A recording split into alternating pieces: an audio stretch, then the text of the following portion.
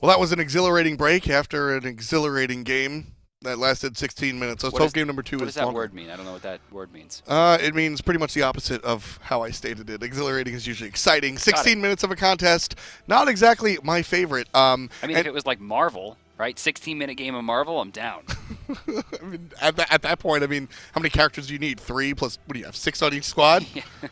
Either way, Team Flex won the game with only a 6,000 gold lead. And I'm not going to shy away from my absolute curiosity as to why the surrender vote Like, what if came out. Lassiz's house just, like, turned off and him and Daretocare just, like, exited the game?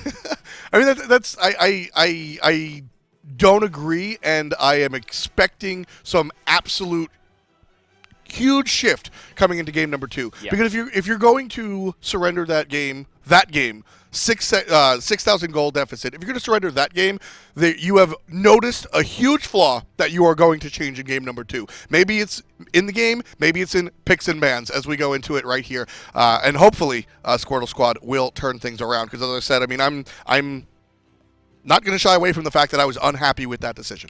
Squirtle Squad, again, will have first pick, first ban opportunity as Athena gets taken away. Okay, I don't think that was really as big of an issue as first pick, first ban would throw. Flex, of course, taking out Robin once again. Yeah, I mean, you have to take out Robin. I don't think there's really an option there. Kwong also banned by Squirtle Squad. In general, a good idea to get that god off of the table, but definitely also a character that Daretocare likes to bring out at a moment's notice. Soul is going to be the ban by Team Flex.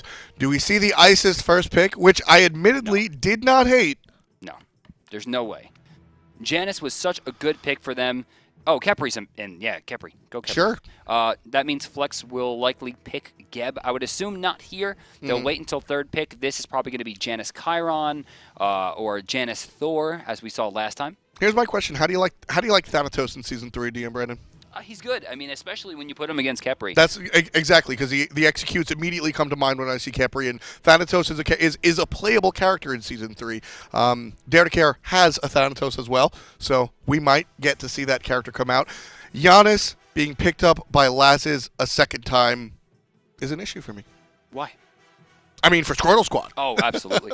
Neith getting picked up with Ho Yi on the table. Okay. So Neith, not a character we're seeing a ton of this split so far, but going to be locked in. Squirtle Squad, one more option. Can't be Janus. It's going to be on Batz. Okay. Kali still on the table as well. They're going to go for more CC, more control, as there you called it. Thanatos it is. Yeah, Thanatos just has a fantastic ability to be able to get through those Khepri ultimates and really make use of his ultimate. And early game, I mean, there is not a soul in the world that doesn't know what Thanatos early game can do. Team Flex bans out the Isis. Okay. But I'm not sold that Neith is going into the long lane necessarily. That's fair. I mean, I would probably be targeting solo laners. I think like banning a Vimana, probably Vimana Bologna and picking up tier, or any variant of that, or Guan Bologna picking up Vimana fighting tier, things like that. I think we're not a bad idea. This is the second time Flex has banned Guan Yu, and this time around, the Sylvana's going to be banned by Squirtle Squad. So both teams. So they. Okay, so yeah, I mean, what does Flex pick here? I guess Bacchus is still on the table. Ares still on the table. Very strong against Neith on bots. Herc support. Why not? Definitely a little bit more flexibility in that support role with our mages welcomed back into the solo lane yet. I don't know, man. I mean, transition period. I think we're at a point where warriors kind of own it. Not even really Guardian. Sobek's not that strong over there. I mean, it's sometimes, it really feels like the warrior lane. Bologna, Osiris, Guan Yu, Vimana, Tyr, like those are what you're looking for. Odin, as he gets locked in. We saw Odin have a little bit of trouble earlier on, but still got the win. So, UzzyWuzzy going to be playing on that Odin one more time. And Scylla will be picked up for the Squirtle Squad. We talked a little bit about why you're seeing some of these late game gods, and it has a lot to do with Doom Orb. Scylla's most definitely back. In fact, this is probably the strongest she's been in quite some time, given the fact that Doom Orb is so effective and she gets through the early game so much faster than she normally does. She's very hard to deal with, and locking people inside an Odin cage like Thanatos or Janus, very difficult. Now, let me fix here. You said, is there mages allowed in the solo lane? This doesn't count. Hades is the guardian that deals magical damage. The warrior that deals magical damage. We get it. I mean, just like Kabrakan is the warrior that deals magical damage, right? I mean, these are characters that don't necessarily fit their archetype, class. archetype I think is fine. Yeah. Well, we're underway here. Cynosure going to be playing a very different character. The raw damage of Naja has been traded out for the Hun Batz. Ohmayne is still here. You know, that's what I was thinking about. Ohmayne will be taking the place of infamous Jesse. Also did last game. And I was thinking that maybe Squirtle Squad surrendered early because Jesse came back. And I would have been happy about that. But nope. Still, it's Ohmayne. So I'm very curious. But the game is 30 seconds until we see some minions start, and the ward has been placed by Hades. Uzzy gets actually 2 really good wards now, one right in front of the mid camps to see if they're coming in, and one right on top of the blue buff, ensuring they know where they're going to start on the side of Team Flex.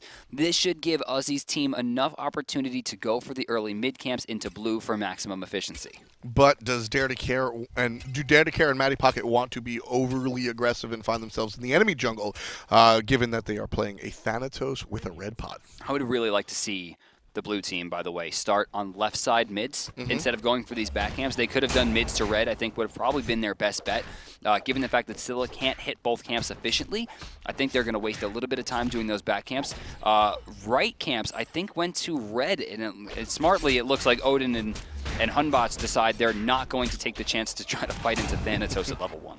Yeah, that's never the right choice. Yeah. At this point in the game, Death Scythe will hit you for half your HP and slow you and heal him, and nobody's happy except the Thanatos. So Thanatos is not somebody you want to deal with early on. They're going to lose left side camps too, because I mean it's Janus and Thanatos, and they're going to walk over. They're going to look at these for a second and realize that they're going to have to give them up. Yeah, I mean at this point in the game, Scylla. Crush. Yeah, I mean there's Crush on cooldown. Scylla doesn't really exist this early, and I mean to put icing on the cake here, Thanatos. Yeah. I mean, why? Why is this happening? The Khepri from the side. Ohmayne was enough to scare the rest of Team Flex, but now this looks like a fight, and the numbers advantage goes to Squirtle Squad. Daretocare gets put in the ground, and his red pot is all but forgotten. Wow. They got baited super hard. Great rotation from Ohmayne. Not only getting a kill onto Thanatos, but they got both purifications from Dare and from Lass. Very well played by Squirtle Squad. And, you know, it's funny you said why are Team Flex not contesting it, and Ohmayne forced them to come back, and that spelled first blood. So a much different start to this game for the Squirtle Squad than we saw in game number 1, for sure. Now, was that, I don't know, I wasn't paying attention to Thanatos. Was that a red pot? Yes, it was. Oh. Yes, it was. And to be fair to Thanatos, he doesn't need the red pot, but there's still 450 gold that you threw out. So unfortunately for the Team Flex. Does Incon have any spells here? It doesn't look like it. I think he would have been a little bit more aggressive. Turtleman able to walk away. Nice shot from Oceans, though. Just that little bit of tick damage doing enough to keep him locked down. In level 2 on the Thanatos, Daretocare just now digging level 3, so a little bit behind here. There's a pluck out of Incon off the Turtleman, but a good backflip sends Neith in the opposite direction. Oh, actually sends back a little bit of damage herself. And a good shot from Ohmayne, but no follow-up. It doesn't look like he was going to go for the abduct there. So here's an interesting thought process, Brandon. I want you to talk me out of it because I actually like it. Jotuns on Neith. Penetration options are limited. Neith is an ability-based hunter. Yay or nay? I can see it. We've seen it a few times, especially when you're playing from behind. I think it's not too bad. In this sense, fighting against the Chiron, who's not going to have a major attack speed boost a la Neith, I would assume that she's going to go more of a carry build. Normal things like, you know, the Aussie that we've been seeing, the chin size, base items. Yeah, pretty standard build coming out from the Neith. But Neith is a character. Don't be surprised if you see Neiths and Anhers show up in some of these games. Very comp dependent, but don't be surprised if you see Jotuns on some of these characters, because as I said before, Executioner is pretty much as out of the picture for most of these builds, and your main source of penetration winds up being Aussie. So an extra, it's no longer 11 penetration, and an extra 10% thanks to Jotuns is an interesting look. And I like to mention these sort of niche items as we enter the new season, because it's anybody's game. Right side mids go to red, it seems, as Daretocare procs finally into level 5 at the 3-minute 30-second mark. Spartyman level 5 as well. No teams have used ultimates yet. I'm expecting kind of a rush here from Hun bots. Now, it looks like the Purifications are back online for both Lass and Dare, so they're out of the danger zone for now, but a good combo can still result in a kill on the side of Squirtle Squad. The first ultimates are definitely going to come out of the jungle, for sure, whether it's Cynosure that can get the surprise Fear No Evil, or if it's Daretocare coming out of the sky for the setup, either for any lane, really. I think those are going to be the first two ultimates that we see for sure. Let's take a look at Golden Hand here. Spartyman's getting closer and closer to reaching his timing for his first items. You'll see it at about 1,850 gold, so he's working towards that Doom Orb. I think it's a 2050. 2050? Yep. Yeah. 2050. It has been nerfed a little bit as the price was increased out to 2050. 1850, yeah. Yeah, it used to be 1850. Now it's 2050. Once upon a time it was 1900. So the amount of gold you're spending on this item is always been in flux. 2050 now the highest price it's ever been, and for good reason, because it's providing so much damn damage. Both supports going into the Wingblade build again, as you see the level 1 boots getting active right into the Adventurer's Blade for a little bit of crowd control reduction, extra movement speed, and what will eventually be slow immunity, which I really feel like is a better pickup right now for Khepri, given the fact that I think every one of those characters has a slow. Yep. Especially the Threshold is one of the scariest slows. It lasts forever. You can barely avoid it if it's placed well, which Lassiz is going to place it well. And right now, Mattypocket has to place himself well. He'll get Neith ulted, but he's almost on his tower. Dash is down, so forced into the ultimate. Mattypocket looks like he's going to take a spill here if things are played correctly, but UzzyWuzzy forced to be defensive thanks to Daretocare going up in the sky. Cynosure completely abandoned the Blight there, and it looks like Incon's going to get a chance for a fling. He's guaranteeing it right into the tower. Kill for Mattypocket, now 1-1. Mattypocket picks up the lead into the solo lane, and a fantastic assist coming out from the support. But really, yeah, Cynosure nowhere to be seen after the initiation. Oh, the Spirit Gun hits too! And Ohmayne actually putting himself in a bad spot here. He probably should have given that to himself, and there's not many times where I think a Khepri should give it to himself over his teammate, but it looked to me like Chiron was going to get out of there, or rather, Neith was going to get out of there for free. Lassiz using Purification, forcing a bad spot here for Spartyman. It's going to be picked up. Team Flex now massively in the lead. Yeah, Ocean's picking up another kill, and just look how violent that graph is. That somebody just fell off the cliff. Completely just a huge 180 that's happened, and it winds up being Spartyman falling. I'm not sure why he didn't ult. I mean, he had an opportunity of like 4 or 5 seconds where he could have just used it and got out, but he tries to be fancy and go for the big play, and as a result, he goes back to the base in a box. Yeah, unfortunately, Spartyman, worth saying that he just got the Doom Orb online, so not going to lose much by way of the stacks. Got to be a silver lining on everything, right? So I definitely see why Cynosure picked Nashot 2 games in a row, and it doesn't have to do with the fact that his mechanics are, weak by any means. I think that for the most part, his abilities have been used in the correct order. The issue is when you're Nashot, you have one option, and that's kill this person, right? With Humbots, he's more of an open-ended book. I mean, you have to choose your battles, and when we saw him use his jump to get out of Mattypocket's ult instead of committing to the fight, which to me looked like it was going to be a guaranteed kill, I'm kind of seeing a bit of weakness in a character that's providing him with options. Perhaps he's not used to having so much mobility or movement or different ways to damage. He's used to just throwing that ring and going for the ult. This might be not a great pick here, especially considering they've now had a few opportunities to go for the Scylla Humbots combo, and we still haven't seen it. Yeah, and I'd have to agree, because the mechanics are there. Obviously, we saw a couple of missed abilities, but now Neith is in some trouble. Great Purification to stop the onslaught of Incon, but that Khepri ult is going to end before Incon's ult. Perfect timing, Turtleman. No turtle plan. Nice. With that, he gets the Purification beads. They force her back. She doesn't even get her ultimate out. She's still level 9, and a lot of that had to do with Oceans. Not only does he dodge the Unravel, but right after dodges the Spirit Arrow, gets one auto attack off, hits the Masterful Shot for the slow, and then right into the Constellation Explosion for pretty huge damage. Incon comes around, forces him in a bad position. The beads get wasted. He locks her inside the ultimate, wastes the Khepri ultimate, and gets the kill. I gotta say, Ocean's definitely showing up. Yeah, that was the question mark for a lot of people. I mean, the upper echelon of ranked are familiar with how he plays in a ranked situation, but anyone in the world will tell you how much different that is from the real games or the big stage, and Oceans is coming to play. I am pleasantly surprised since I had no stance on him whatsoever, and I'm excited to see where he goes.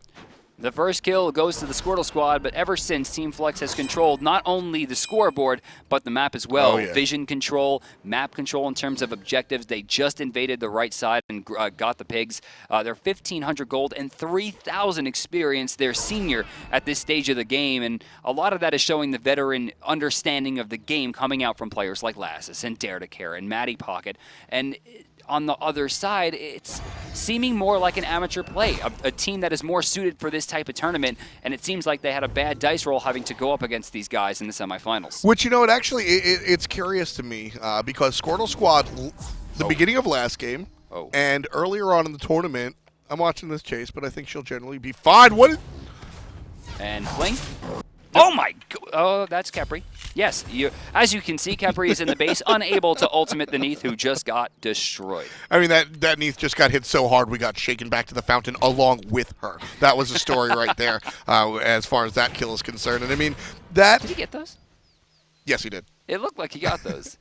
You were talking about it off the air, about a Chronos. Sometimes you just got to walk straight, man. Yeah. That Neith was free. I wasn't calling the play. That Neith was free. She had no option. Decided to dodge and weave, and that cuts your distance short, unfortunately. So. And, oh, backflip, man. Backflip's the worst sometimes. It's one of the best abilities for escaping, but at the same time, if you have a Sobek chasing you, you are a sitting duck. It's very akin to the jumps in Halo. When you're playing at low or mid-level, you think jumping's really strong because players don't know how to move the right stick. However, when you're playing at high level, that is a guaranteed snipe to the dome every single time. And when you backflip against Incon Sobek, you're getting flung right back into the mix. Yeah, I mean, it's definitely the adjustments you have to make. And Turtleman on this Neith, it is probably the most predictable ability in the game. Yeah. Oh, yeah. I'd say. Well, let me think about that. It's a big statement. Actually, to say it might be. It just might be the most predictable. That or World Weaver, I guess, right? I'm obviously sitting here charging my laser. I'm looking at the person that I'm going to hit with this. Sprint has been popped, but Incon not going to be able to shorten up the distance there between him and the enemy hunter. Team Flex, as the 10-minute passes us, sits pretty. 4 kills above and 1,500 gold as well. No objectives just yet, but the vision battle is on the side of Team Flex as Squirtle Squad's sentry gets taken out immediately by Incon. They do not have another one. In fact, their inventory is completely void of items that would result in consumables. No wards, no sentries, no potions. And that's what I was going to talk about before Turtleman got blown up in the left lane, was that previously in the tournament and previously in this set, Squirtle Squad was warding fantastically. They had vision all over the map, but for some reason we're just not seeing the same strategy out this time around. We see 2 wards on the left side of the map, 1 normal ward by the enemy's situation and 1 sentry by their own situation, but it's really just a duo lane. The warding actually topped right now by UzzyWuzzy, as you can see, over on the right side, making sure that he's not going to fall victim to this Thanatos gank. And then, of course, Khepri has 5, but it just seems like the placement of the wards is actually just a little bit stronger from Flex right now. They're controlling more areas where they feel like their teammates, or their opponents rather, are not going to cover. Uzzy in some trouble here. And he's over the threshold. Raven Shield, he's going to need it. He's still alive. This could be a kill. Daretocare very smart on the use of his beads there, getting out of danger. And it looks like no one will fall for an obvious transgression. Wow. Yeah, that's kind of just a missed opportunity. And the reason Squirtle Squad gets out there, honestly, is because of exactly directly against what I just brought up, honestly. The warding on the solo lane side is actually very strong. That's true. Right? He knew exactly where he needed to go, and maybe a little bit lucky, too, that the HP 5 or potion that might have been ticking got him just barely above the threshold of being executed. Turtleman again, purification's down. First shot missed, 2 more in the hole. Second one hits, and that should be a kill. Massive shot coming up. No, not in 6 seconds, but they still get it thanks to Incon finding yet another kill with lurking in the waters. Incon has just been able to really land the timing of this ultimate just absolutely fantastically. I think the first time we saw it was pretty much the best example you're going to get of it. Yeah. So he's already proven that he can land that at the absolute perfect second. So let's take a look at Golden Hand here as Incon works towards his Height of the Urchin. Golden hand for Khepri, 12. Yeah, so he has enough. He should back immediately and try to pick this up. He wants to get those stacks online as soon as possible. One of the heaviest statted items in the game right now, with I think a total of 75 to each protections, plus 250 health, 250 mana. Very, very effective. I mean, think about that. That's more than an item that costs 3,100 gold. Mantle of Discord gives you 60 for each protection. It stuns people. And it gives you cooldown reduction. It also does. It is definitely not a item to laugh at. Right side, blue going to be taken down. Mattypocket continues to pressure as we have a pause in the first pause coming out from the Squirtle Squad. We should be able to get through this pretty quickly, guys. At home, bear with us for now. So I hope we don't come out of this pause to a surrender screen. God bless. We'll take a look at how this one goes. This one seems, although to be honest with you, game number 1 was also very even, close, not out of it by any shake of the imagination. 2,000 gold separate these teams. Whoa, can we check Mattypocket real quick? See what that ult is looking like in terms of timer. Oh, okay, it was way down. I was wondering why he was so brazen about that lunge. UzzyWuzzy, half HP, Mattypocket about to be half HP as he tanks this wave, but he'll heal it back up, no problem, for the Hades. It's fine. And we see a Khepri being tossed around by Incon. 3 members. Daretocare is up, and Daretocare is down. They need a little bit more. They got him. Remember, Khepri's ult will not resurrect if he is executed. Kwong and Thanatos. That's it. It's actually one of my favorite interactions in the game. I love how there's such a niche way to really deter that. Neith is not going to get out. Fantastic play by Oceans, and the battle still rages on as Lassiz takes his spell thanks to Cynosure. UzzyWuzzy makes the transformation from the solo lane as well, and honestly, this is Squirtle Squad. Finally, here's the ult, but she chooses to go for... It looks like Mattypocket. Daretocare still falls, however. It looks like UzzyWuzzy trying to lock this down. Mattypocket has already checked in with Hades. Let's see just how long we have until he'll be able to jump out. And he is out of there. No, still going. Well played by UzzyWuzzy. They shouldn't have this. Oh, Uzzy will get this. Gungir's might. Cynosure gets the kill. Fantastically tanked by Uzzy, but he does get his monkey friend killed for being there for far too long. I guess Scylla must have hit Incon with something, right? Spartyman must have stopped Incon from being able to get there, because why would Incon allow that to happen? Yeah, in the backside, Spartyman hit him with the crush, brought his health down, and then I think got him with the Sick'em as well. So Incon was otherwise preoccupied, but UzzyWuzzy really came to fight in that exchange. I think that's kind of what it's been for the entirety of the Squirtle Squad's career this morning, and that's like, yes, Spartyman's getting a lot of damage, he's not dying, and he's being very, very key in the clutch, but UzzyWuzzy has set up almost everything so far. His cages have been perfect. His Odin play has been some of the best Odin play we've seen since Split 1 Season 2 weekends. Oh, I thought you were going to say Jerby in the mid lane. That was Bastet. He also played Odin mid. It's fine. Just do whatever you want. I remember Bastet mid. Chalk's anyway, UzzyWuzzy. Chalk's coming up. Chalk's next. You guys can't see how happy I am. Problem solved told me it's Chalk mid. Oh, that would never happen. Jigs is on that team. He hates Chalk mid. He hates it. But UzzyWuzzy, definitely a standout player. And this is a player, as we said, UzzyWuzzy has played a little bit on PC, Challenger Cup and otherwise, and he's played on the Xbox as well. So I really like to see these players that are on the cusp of this professional career, if you will, just trying and trying and trying. I like to see that grind.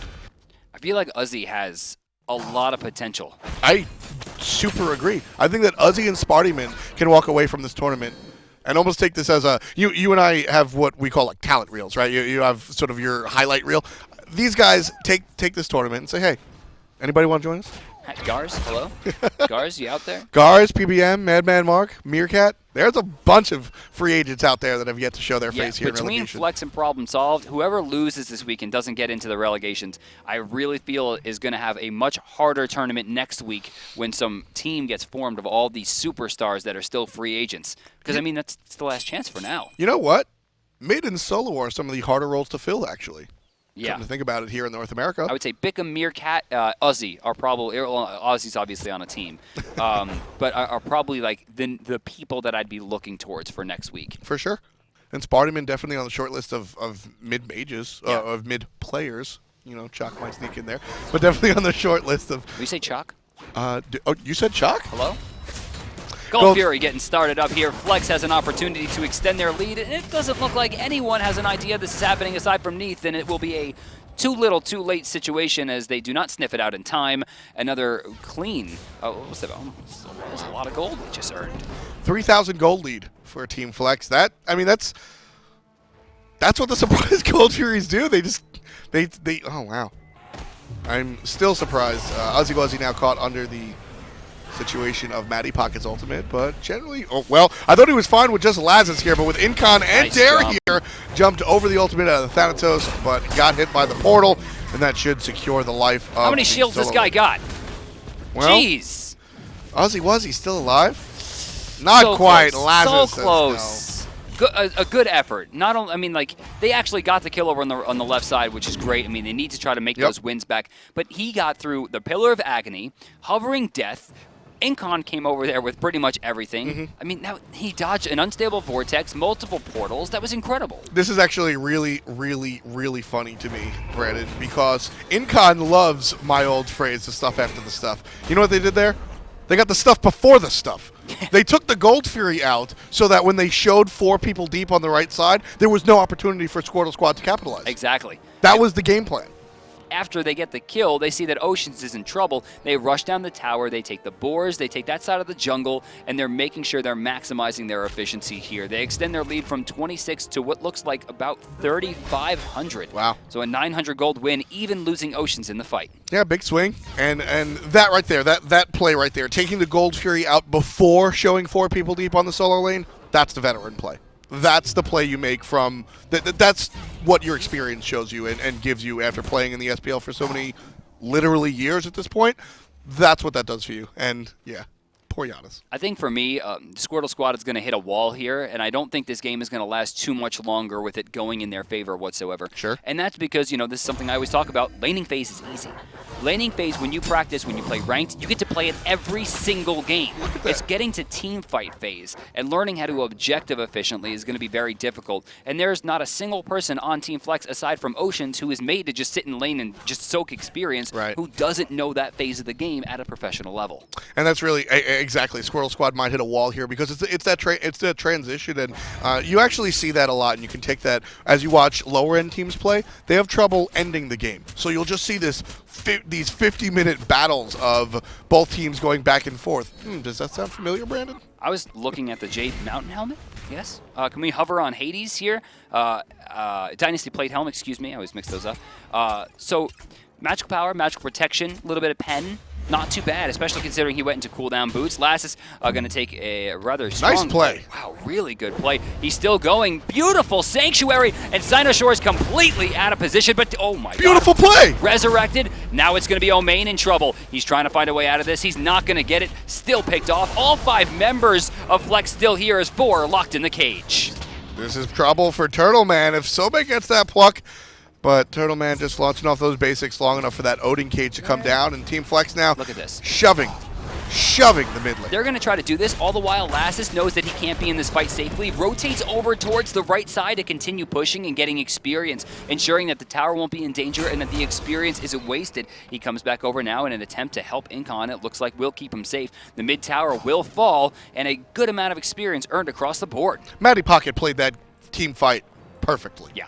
Like, yes, absolutely perfectly. And the reason I bring that up specifically is there have been a lot of question marks on about Matty's performance in the solo lane, how well he was going to do in this, that, and the third. And as you said, laning phase in the solo lane is admittedly a little tougher, but I really like to see the impact that the solo laners make solo after lane's that. not tough, man. You just build a bunch of defense and you kill creeps. You know, it's awesome. I think Divio said it best on Twitter when he said, "You don't know anything, you're just a cast." Mid lane though, Rally here, my friend. Rally here. Cynosure going to get looked at by Incon. But, yeah, again, Mattypocket played that exchange on the Hades absolutely fantastically, and I'm very curious to see how well he does in the future. You can actually see a pretty stark difference in playstyle between Cynosure and Daretocare here, whereas Daretocare is relying less on farm and more on setting up Lassiz and the rest of his team for kills, whereas Cynosure's team fight's not as strong, but his farming has been really good. He's 2-1-4 right now at level 18, 2 levels, the senior of Daretocare at the 22-minute mark. You know, I want to go back to what you were saying earlier about Squirtle Squad sort of hitting a wall, or, you know, how teams are able to make that transition into becoming better teams, you see flashes of greatness in these team fights. You do. You really do. That play by Batz, and right here, let's see if Ohmayne has any tricks up his sleeve. Trouble. Daretocare is going to immediately... Beautiful backflip! And the Khepri ult will just confirm the life of Neith one more time. Cynosure takes Lassiz out on the backside. Spartyman didn't ult. I don't know what he is doing or why he is waiting. That was really hard to watch, man. That is unfortunate. But Squirtle Squad, despite the fact that Spartyman did not capitalize off of the couple of other monster opportunities given to him, they defend the left lane. I don't know, man. I think this is when the coach comes out of the dugout and says, "Listen, man, I think that you're going to take a break for a little while. Sure, Bring in the reliever. Sure, you know what? But then you look at the other coach, and the other coach says, well, the result speaks for itself. The tower's still alive. Nothing lost, nothing earned, right? Lassiz dies, Cynosure dies, and that's it. I don't know, man. It's a one-for-one trade. I don't know, man. It's a one-for-one trade when the enemy has a Doom Orb. That hurt just as much me as it did you. But Squirtle Squad comes out on top in the left lane. All right. Spartyman, though, for the second time, doesn't get a lot of mileage off that ultimate that he's relying on so heavily. Both he and Lassiz going into a very similar build, double stacking Doom Orb into Book of Thoth directly now into the, Obsidian Shard. Wow. Veering away from the spear. This is not something I would have assumed from Janus. I could see it from Scylla, but not from Janus. Yeah, Scylla is definitely one of those characters. Obsidian Shard. Then again, spear was nerfed. Not nerfed, it was changed. It has a different function now. It got the executioner effect, realistically, right? Yeah. It just got the percent penetration taken off of it. Ohmayne going to be able to take out a sentry. Incon walks in. He has actually none in his inventory right now, so they won't be able to counter that. Lassiz, however, will not have much trouble doing so, and you'll find them pushing forward just to make sure this is taken down. Small amount of damage given for 50 gold earned. Incon, still getting chunked. Like, there's a lot of HP on that Croc, but this Scylla is really swinging with Crush. Actually, talking about how much, HP that Incon has, I would have liked to see a meditation. Yes. Yeah. And Meditation. we really should have a meditation on the side of Squirtle Squad. That's what I was going to bring up most specifically because of the Thanatos ultimate. Right. I mean, executes are a really big deal, having to deal with that threshold. If you have a meditation doing 15% of somebody or of a tank's health, I mean, look at Uzzy's build.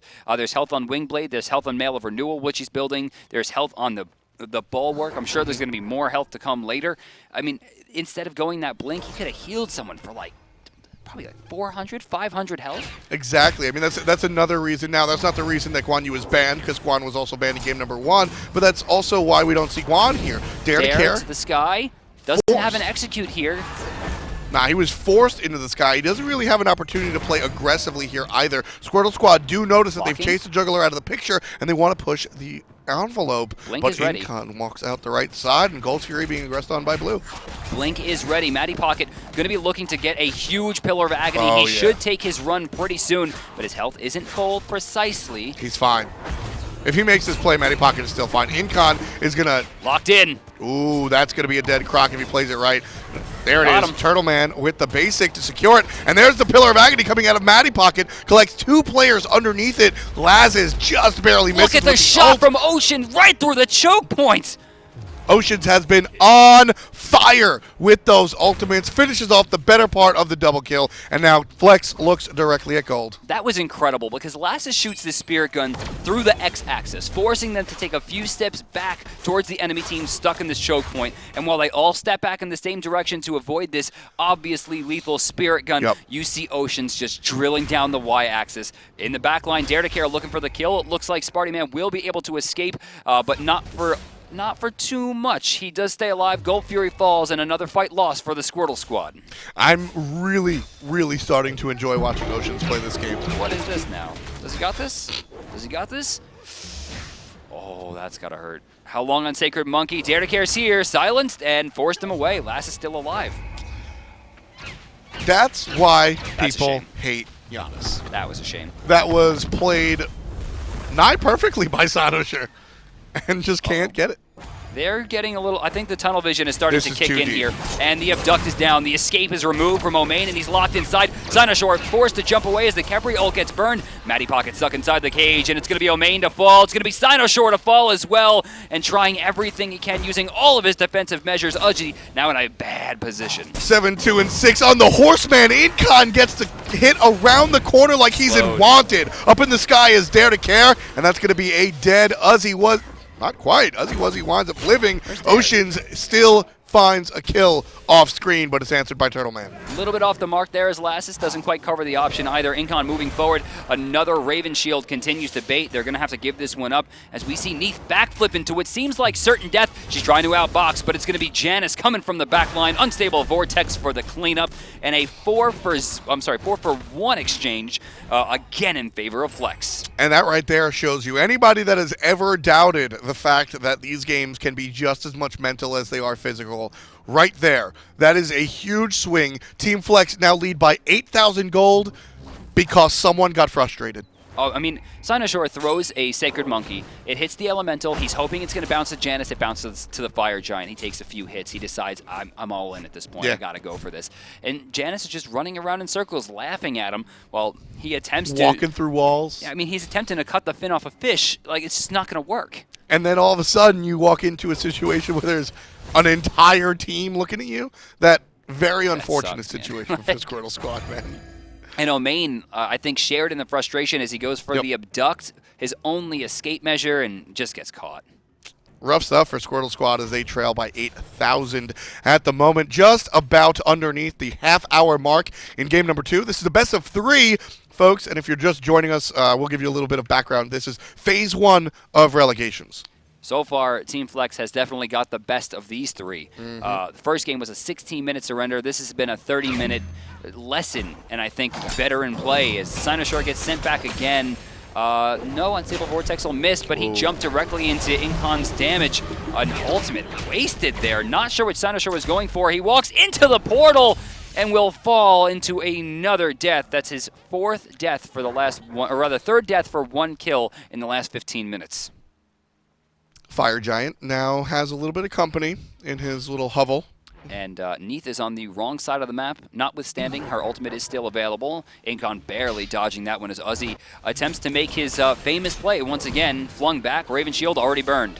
There's the ultimate out of, well, everybody. Team Flex takes the Fire Giant out. Lassiz getting chunked by the mid-mage on the side of Squirtle Squad. He's going to have to find a way out. As Spartyman very low. Taken out by a huge crit from Oceans. And down comes Dare for the double ood, the double execute. Oh, and that's going to, I think that's the surrender vote, boys. Fire Giant's going down. Cleanest deicide we've seen in a long time.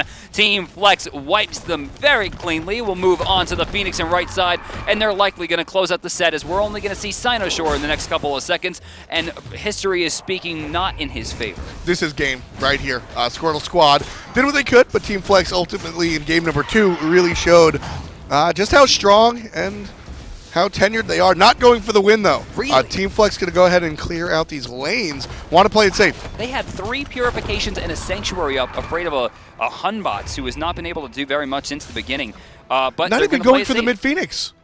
Yeah, wow, this is a very strange choice. Listen, I am totally down for conservative. Risk versus reward is a common phrase out of my mind. Yes. But sometimes reward wins over risk. Yes. Sometimes you take that risk. But let's go in golden hand here. You're going to see a lot of money. We have 2,100 or up on these players, which means you're looking at about 12,000, 13,000 gold in hand right now for them, and their lead is about 15. They're about to go spend that lead. If they won that fight that cleanly before the Fire Giant and before the 13,000 gold was spent, I fear greatly for the sanity of these players trying to defend against this kind of destruction. I mean, Oceans has been absolute lights out this entire game. Does make the switch. We mentioned this yesterday, and we're actually seeing it. Ichabal is an early game item that doesn't scale very well. It still only gives you 30 power no matter how late the game goes. So switching that out for Odysseus Bow will make this character shoot like a chainsaw, and heads up, he's got a chin sai. With that, Team Flex looks to close this one out. The team is going to be tested for the first time if they can win this game going up against Problem Solved. Oh, yeah. A team full of really heavyweight people, mostly on the cusp of greatness, aside from Baskin, who has seen just a little bit of it. Definitely a lot of players there that are going to require Team Flex to play their all out when it comes down to the finals.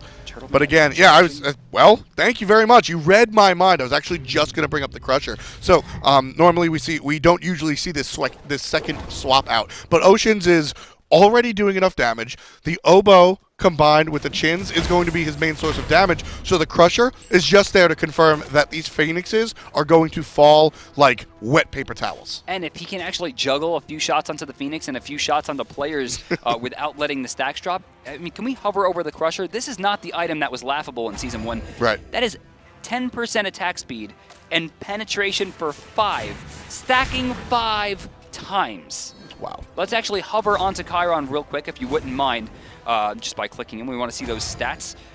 And what you'll see is a 1.97 attack speed, guaranteeing 2.47. Get your mind out of the numbers and get your mind into the highlight reel. Lassiz starting it off very quickly. UzzyWuzzy is the target of Daretocare, but Dare misses just off the mark. Incon trying to slow him down. Another missed sight as well puts Dare in some trouble. The mid Phoenix is still alive. Team Flex had themselves blinded by blood. They take out the mid objective and they're heading to the left-hand Phoenix. Raven Shield gets activated and immediately removed as he takes an untable vortex right to the gut. They move into the left Phoenix. Already extremely low. They're going to burn this down. The fight's choosing, and it looks like Oceans is pretty low. He doesn't actually get away.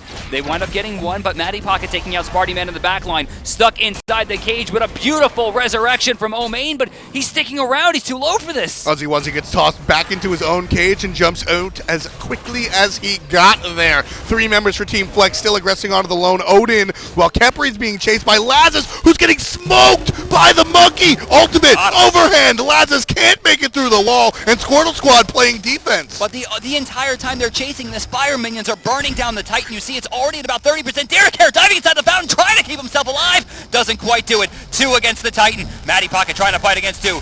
No healing. He's still alive. The Sanctuary actually doesn't give him enough damage. Mattypocket falls, but so does the Titan, and Team Flex will move on to finals to face against Problem Solved. For all of that, I enjoyed watching that last That was exchange. awesome. That was so much fun to watch. Squirtle Squad actually played some really solid defense there. But at the end of the day, Titan was dying. Yeah, the problem was the Titan was dying. And Daretocare, a little bit over-aggressive. I like it. Is there any, I was just about to say, is there any such thing as over-aggressive on a Thanatos? I mean, like, if you're Thanatos, you have, like, one job, right? And he did it. And, in fact, not only did he get it done, but then he baited for a few shots, got a Death Scythe onto the Titan for extra damage, healed himself for a little bit. It was a good play. Very good play, and Team Flex ultimately off of the back of that play and many others in there. What was that game? About 40 minutes of 34 minutes of Smite plus the 16 that we saw earlier. All in total, about 50 minutes of Smite in our semifinals. That is a very, very quick situation. They're going to go ahead and move on to the finals, where they'll face Problem Solved. But why don't we take a look at how this game, in the game number 2 in the semifinals, started off? You know, it seemed to me like Squirtle Squad was going to have an opportunity to make something happen here. Me this too. was an incredible rotation from Ohmayne. It wasn't called out, clearly, as you see Daretocare and Lassiz getting pretty aggressive, and you're wondering why Spartyman and Cynosure are getting so aggressive, and then they're going to go for it. And this is really all about the beautiful abduct here. It forces Lassiz beads early. They got Dare's beads as well there, and they still wind up getting a kill. And that's why you never say never. You never fight a Thanatos early, unless you have that specific situation. The Khepri flanking from the left-hand side, everything, all the ducks lined up in a row. And I mean, that for me was really telling of this Squirtle Squad. They did get handled by Team Flex, but as I said, during the middle of those team fights, we saw flashes of greatness, and this game started off with one. Well, it also ended with one with Daretocare as he dives the fountain at the end of the game. I mean, I just love this. But let's watch a little bit about what happens to Khepri here. Now, you can see he's out. He throws down a Rising Dawn. He gets a absolutely gorgeous resurrection. He tried to save the Scylla, but he actually saves him at the last possible second, brings him away. And now he sticks around. I think this is where the problem might have been. He should have left immediately. In fact, he wasted his shell there. He does get the Rising Dawn, which could have helped, but he doesn't get away fast enough. Lassiz gets baited over, but this actually winds up working for him because Cynosure is going to turn around and burst Lassiz down. All the while, Ohmayne I can go back to the fountain now, no problem. Well, he thinks he can go back to the fountain, but Daretocare picks up a quick kill, and then all of a sudden you see those Thanatos brackets, and there's just not much more to talk about. Daretocare takes out that one. Don't forget, this was also the same game. Daretocare picked up the double execute. Love it. It's not something you see very often. It's very hard to pull off. Expect to see more Thanatos, and, well, I think Kwang will just be banned out. But expect to see more executes here as teams start to adapt to the world of Khepri and the world of some of those other gods. With that, let's take a look at the brackets. You'll find that the two teams expected to make finals are there. Problem Solved, led by the now joined Baskin and Heroin from C9, are going to be facing off against some of the most celebrated players in Smite's history on Team Flex. Problem Solved came out of the top end, beating Sir Exit Esports, and then Swoop, there it is, also failed to beat the Problem Solved. I'm really proud of myself for that one. That's fine. Yeah. Team Flex, of course, going through the Squirtle Squad pretty simply over the last 2 games. That's going to do it for us in the semifinals. Adonis and Hinduman to bring you the finals with Problem Solved and Teams Flex in just a bit. Stick around.